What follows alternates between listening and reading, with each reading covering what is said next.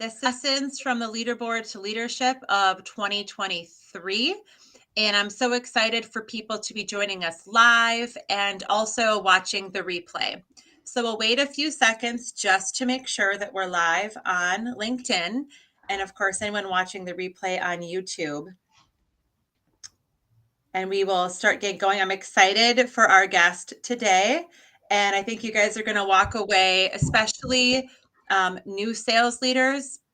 We'll walk away with some tips on building strong cultures, and then experienced salespeople will really get some insight from Ed today. So we are officially live on LinkedIn. So welcome again to this 13th installment of Lessons from the Leaderboard to Leadership. I'm Rebecca Gebhardt, owner of Rise Up Consulting, where we specialize in helping top sales professionals go from the leaderboard to leadership and work with corporate sales leadership teams to strengthen their sales leadership pipelines.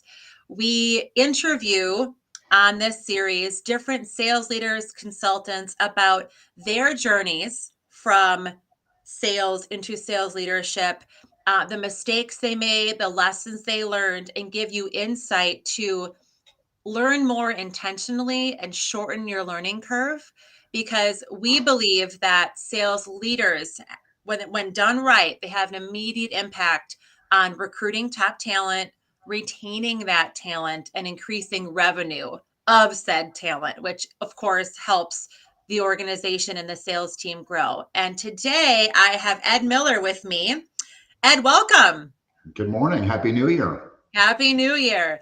So I'm going to give a little background on Ed before we dive in. So Ed is currently the president of Sales Ethics, and he mentors salespeople and managers. His sales career has expanded over 30 years and has had positions with 9 different companies, 7 industries, and 6 different states. His professional career began at AT&T. Him and I spoke a little bit about that, and I'm sure he's going to touch on that today. He's held several sales positions, both inside and outside roles, as well as sales management opportunities before shifting into marketing. So he returned to sales while transferring his skills to a new industry, construction products with Hilti. Ed stayed with construction and related products for several years while developing sales ethics with a business partner.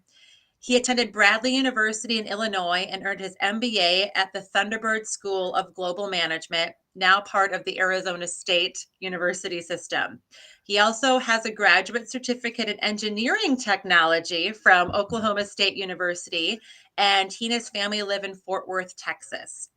At Sales Ethics, Ed coaches salespeople to have a sales servant attitude, which I love, placing the needs of customer needs over the needs of the salesperson, creating genuine, long-lasting relationships. I love that, Ed. I love your background. I love your mindset about servant selling. So let's kick this off. Can you talk first about your sales leadership journey? And if you can remember the conversation you had with me about that first one, I thought it was a great story to share. Yeah, sure. Thanks, Rebecca. So I started out in inside sales with AT&T as a telemarketing account executive, and like many people listening to your cast here, had some great success in the first 12 to 18 months, recognized, had awards and all those kind of nice things. And I was tapped on the shoulder to go to a promotion and in another group. And to make things really interesting, it was turning an inbound sales team around to outbound sales. And as people on the listening will know, that's a completely different mindset usually. Someone who's on the inbound side has a different skill set. They have a certain way of working with customers and clients. And I was to turn this group into an outbound. Now, they were all quote unquote volunteers. It sounds like the Army or military, volunteer for this job, right? And I was 25, 26 or something like that. And I get to this team and they were all well-established team members. And it was also, and this may or may not resonate with the listeners, but it was a union shop. So there were ways of doing things that I was not familiar with because I was not in the union myself. And in my team was the union shop steward. a very nice woman named Renee, who was very, very forceful and direct, and great person, but was very direct. And I was doing some coaching with this team as a brand new salesperson and sales manager, and they honestly didn't really know much about my background. And I went to reach for a phone to make a phone call to a customer so they could hear my side of the call.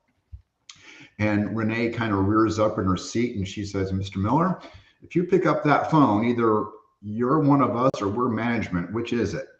And at my age, 25, 26-year old, I had to very quickly jump. Okay, we're going to role play from now on the rest of the afternoon. So it was an interesting introduction to sales management.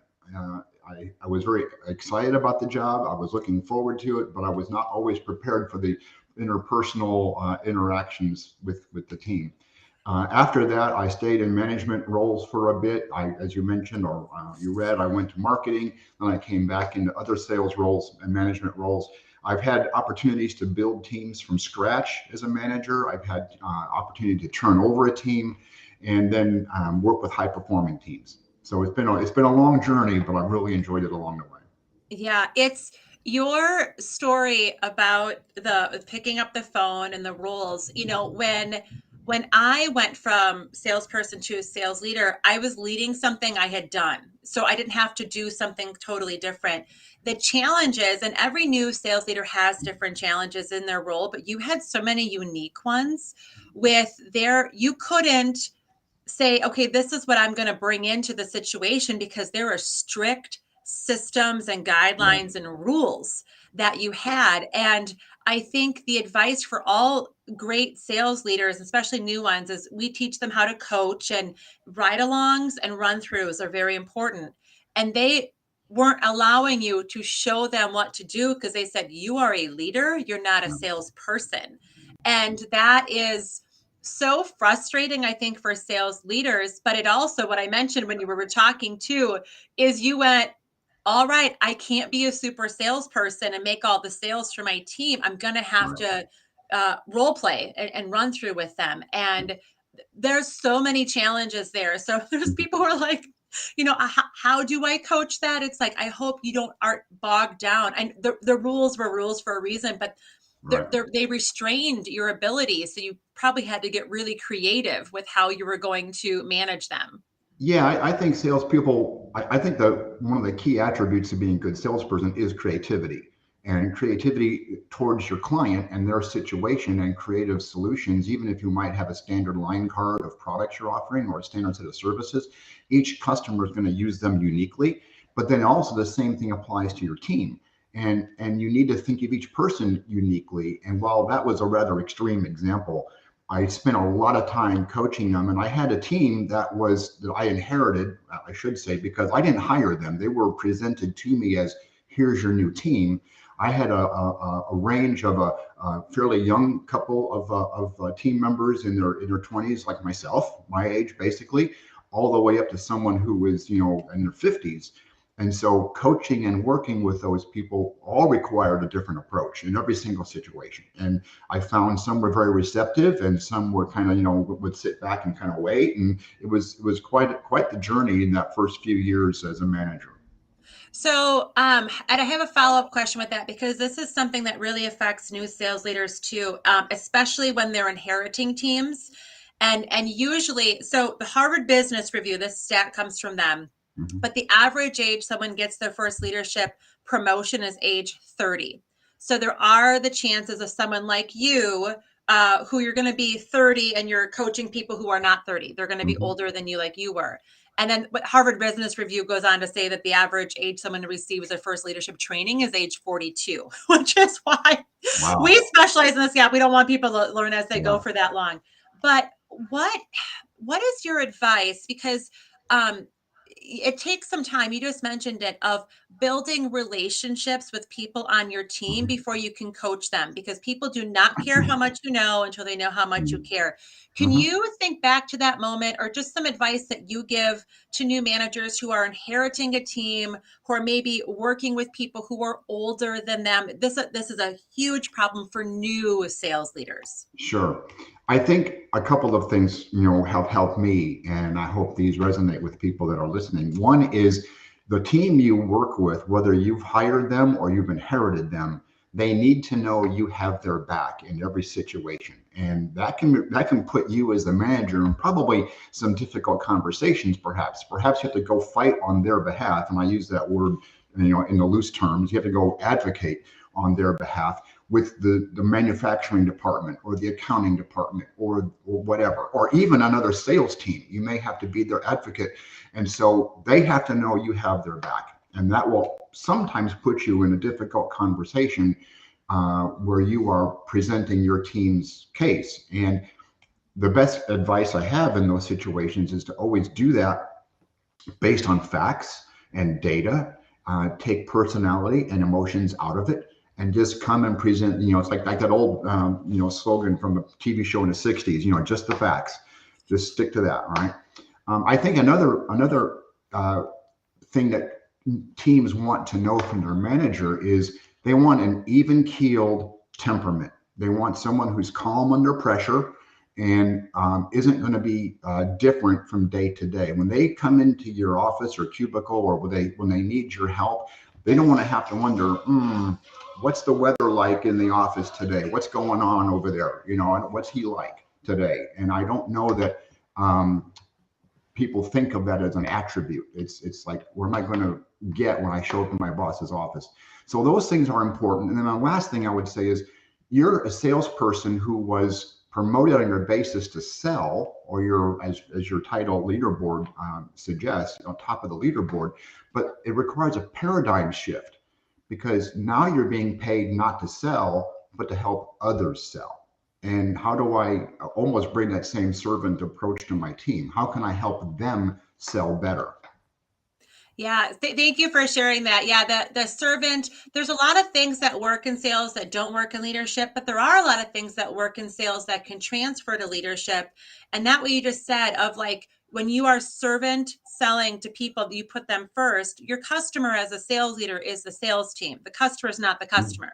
That's your Right. sales team's customer, and you are still helping them, but it's identifying and doing that. So thank you for sharing that. Yeah. You mentioned too before, when we had been talking previously, that being a top salesperson doesn't always make the best sales leader. Can you expand upon that? I do want to see a caveat that there are great salespeople, top salespeople, that make great sales leaders. I have heard people say that great salespeople don't make great sales leaders. It's not that. It's just not Mhm. every great salesperson will become a great sales leader. Yeah. I think we talked, my dad was one of those people that kind of cued me into this attribute, because he was both salesperson and sales manager. And he's the one that kind of taught me early on to think about it this way. It requires a paradigm or awareness shift. When you're salesperson to sales leader, you have to change the definition of success.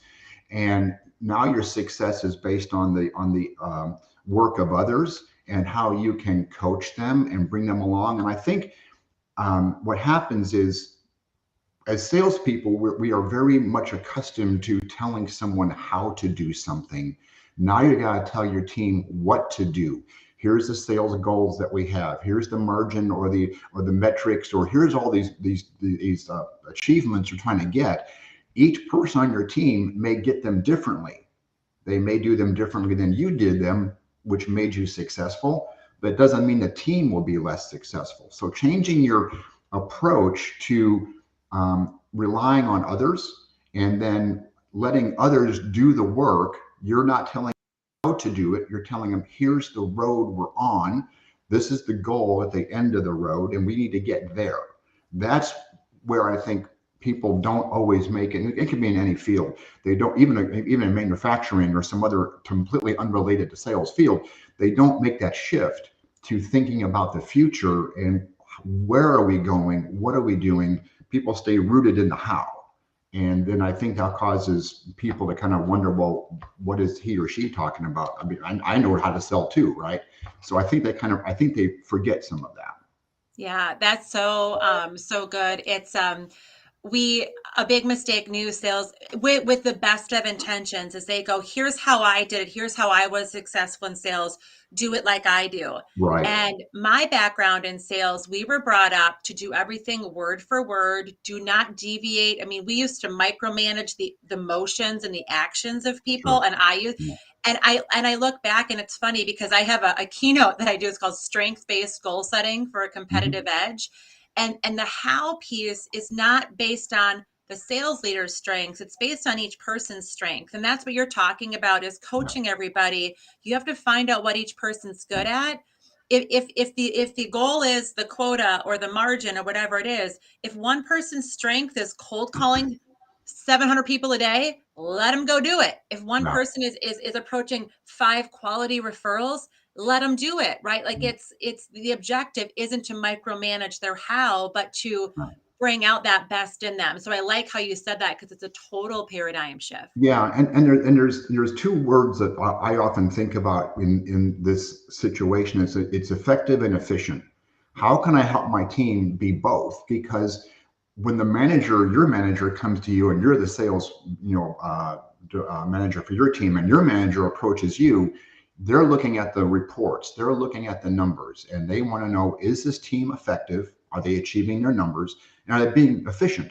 And those can lead to all kinds of great conversations. But that's what I felt paid to do as a manager, was make my team as effective as I could. And as you said, based on what each individual can contribute or where each individual might need some help. And the efficiency, are the processes, the training, are the tools available? Those are all part of that. Yeah, I love it. I love it. Um, so let's move on to culture because leaders set cultures of sales teams. And what's your advice for new leaders as they define the culture of their team Yeah, and then share the vision of that culture? Like, how great. should a new sales leader build it if they've never done it before? Yeah, that's a great question, Rebecca. Well, first of all, I would say let's you have to recognize, first of all, the culture is already there. When you walk into a team, it's like the air you breathe.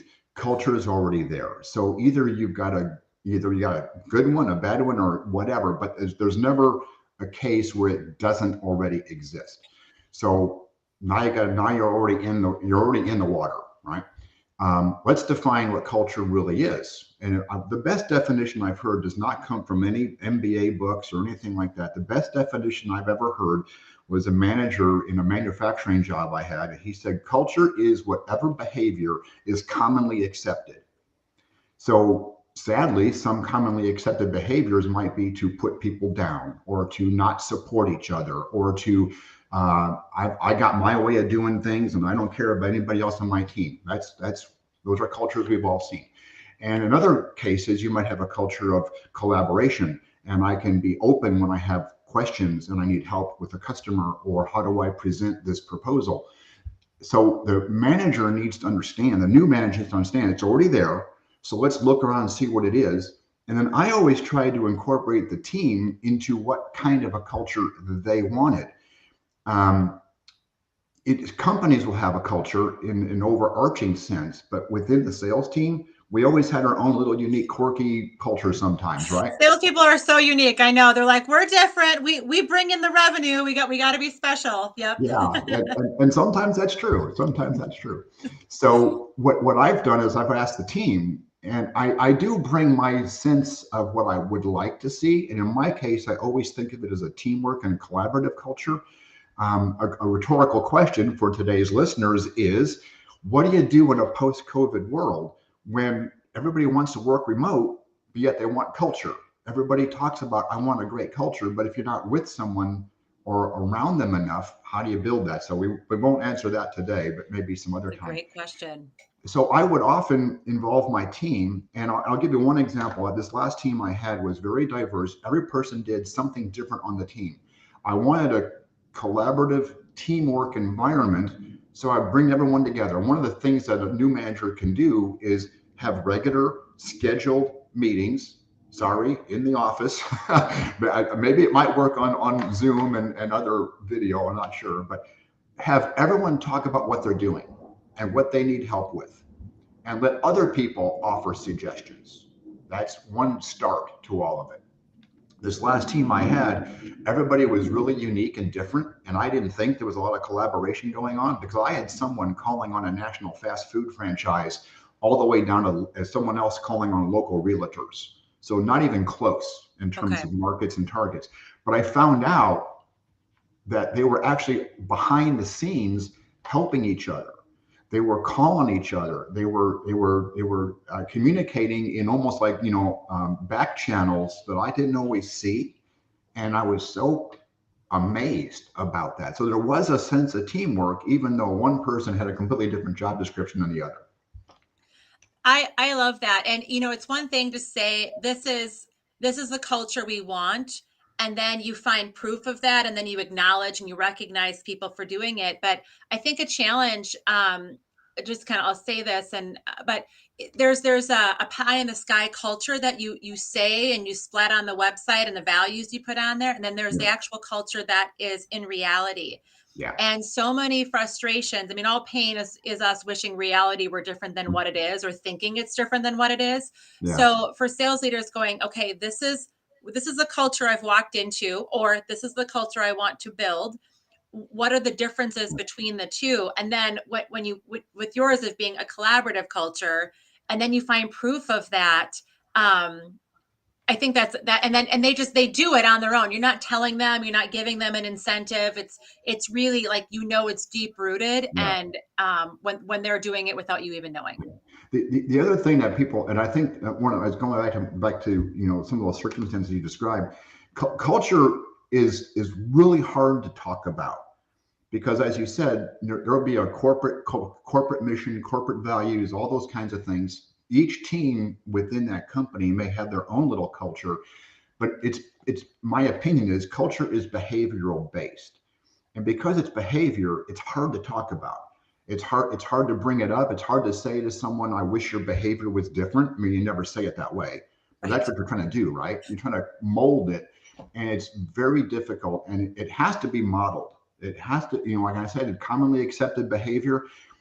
If I'm not behaving in the culture I expect, then I'm just as guilty as the next person at not supporting it. So it's observing behaviors and it's addressing those behaviors, in the moment. And so, anyways, it's a hard thing to work on, but it has to be worked on also. I had a manager who would bring it up every Monday morning, and some of the other VPs would kind of roll their eyes like, "Oh, here he goes again."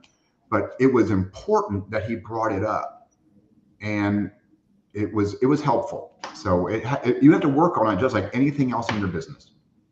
Yeah, it's funny you say that. I work with a client that it was important for their CEO. It was very important for them to communicate the vision of their organization. And so for my sales leaders, I put in their weekly planner.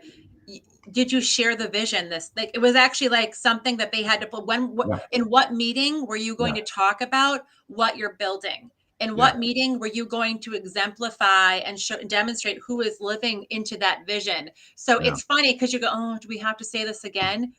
We have to yeah, over communicate as leaders. It's like, are we saying it? Yeah, because when you repeat it and you're consistent in your communication, they know, like the team knows, like, oh, they're not just saying it once, beginning of the year kind of thing or yeah, whatever. So I love that example. All the other ones would, the other execs yeah. would roll their eyes, but it's important. Yeah. Well, and to kind of pile on to your example, I think talking about giving good examples of others living up to it is a great way to start. It's a very easy first step any manager can take in a meeting, a Monday morning sales meeting. Say, hey, we're going to go around the room. And this is one of those commonly accepted behaviors. If you go around the room and people think they can opt out, they can't. You have to, I mean, and that's just me, but if you're going to let someone opt out, then it becomes commonly accepted for everyone to opt out. So I would encourage everyone to say something about somebody that they saw living out the culture, whether in our own team or someone else. And those are great. That's a great tip that And you it's just so talked easy to about. do. It's so Mhm. easy to do. It's just Yeah, you have to remember it. Yeah. yeah, absolutely. Um, so let's talk about this next question. So new sales leaders are in a precarious position because they're working on finding success in their new role while helping salespeople achieve success in theirs. So, what's your advice for new sales leaders to achieve success in sales leadership early and often? Yeah. I think early on, you have to really demonstrate that you're able to listen with genuine intent, that you're not thinking about what the next words out of your mouth are going to be, but what is my teammate, what is my colleague really saying to me? And really just listening to what's going on, because at one point, you, the new sales manager, was in that same position too. So how do I should know how they think or feel or what they're concerned with. So I should be able to listen very early on and not be so quick to jump up with the answers. There's we have the old expression, we have two ears and one mouth, use them in proportion. We should be doing that right off the bat. And then, I would say early on too, I said a little bit earlier, ABC, but not the ABC we always think of, always be closing, which by the way, I hate the word closing, but anyways, always be calm. And I think that's a key thing. As I mentioned earlier, people want to know that you're going to be level-headed and even keeled, even under the toughest of moments. And then I think it's pointing the way forward early on.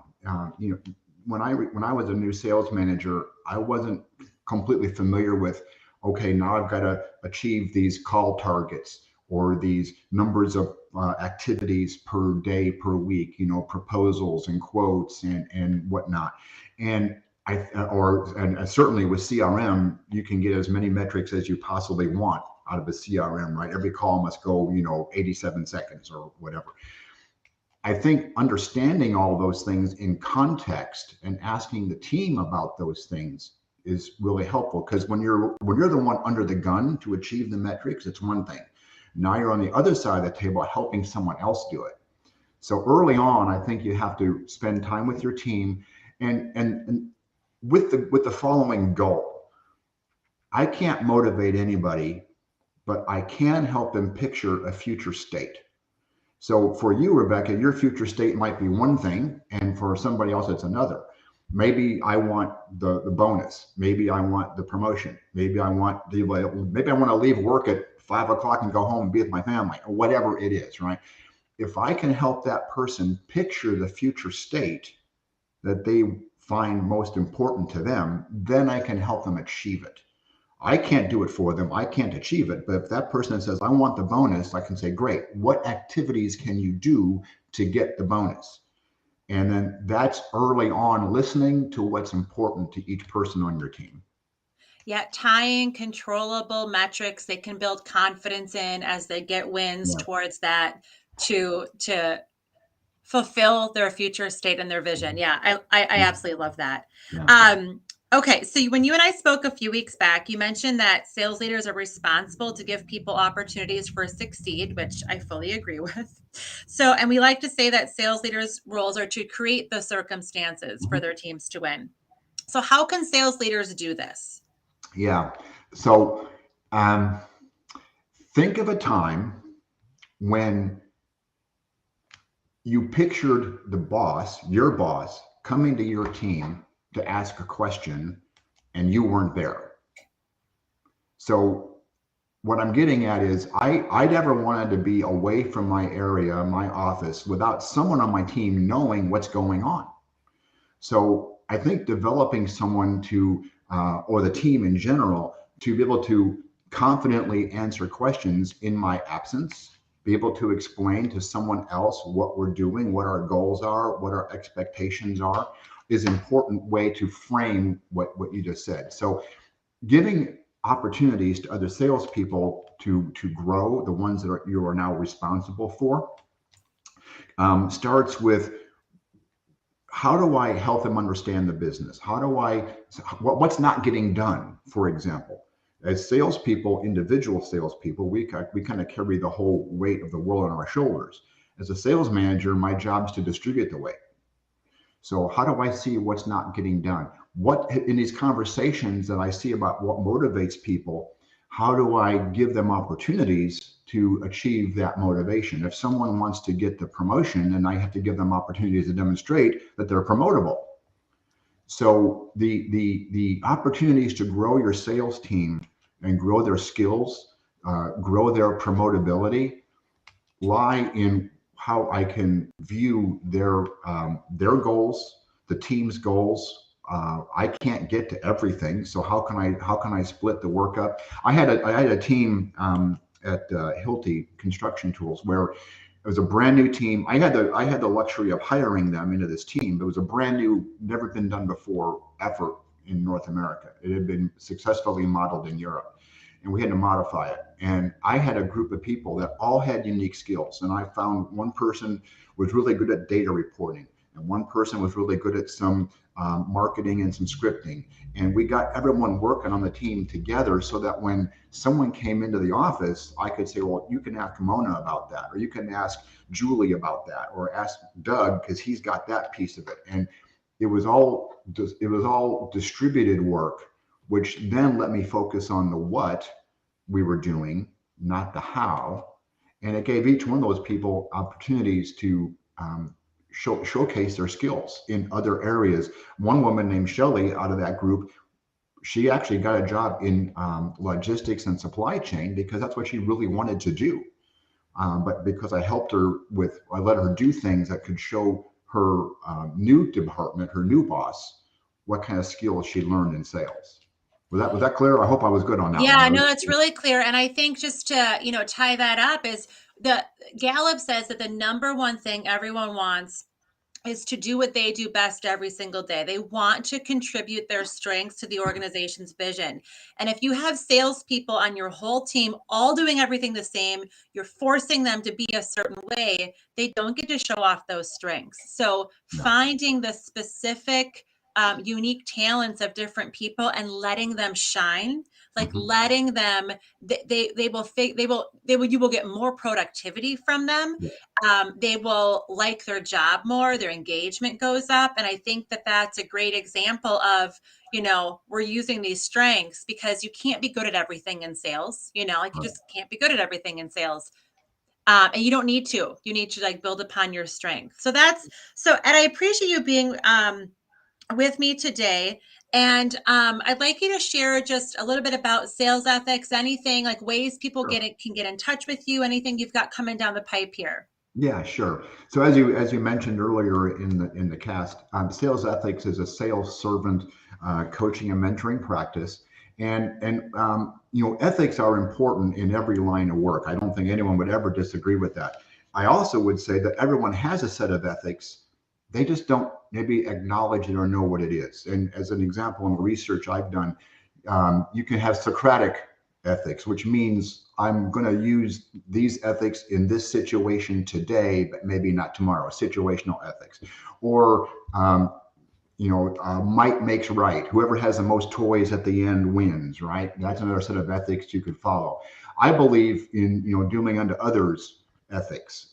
Do unto others as I would want to have done to me. So the sales ethics as a mentoring and coaching practice puts that out there front and center. And as a sales to very directly to you, to leaderboard to leadership, if you are always the same and always consistent and always thinking of others and doing unto others, then you don't have to worry about how you were yesterday. If I'm situational, and this has happened to me and other sales managers, the person comes to you on Monday and says, I want to do this, this, and this. And you say yes or no. And then someone else comes along, or that same person comes back later and says almost the same thing, and you change your mind. And they're looking at you going, well, you were okay with this yesterday. Why not today? I don't want to be that person. And I think other people want to be genuine and authentic as well. So that's where sales ethics comes from, what point of view that we're coming from.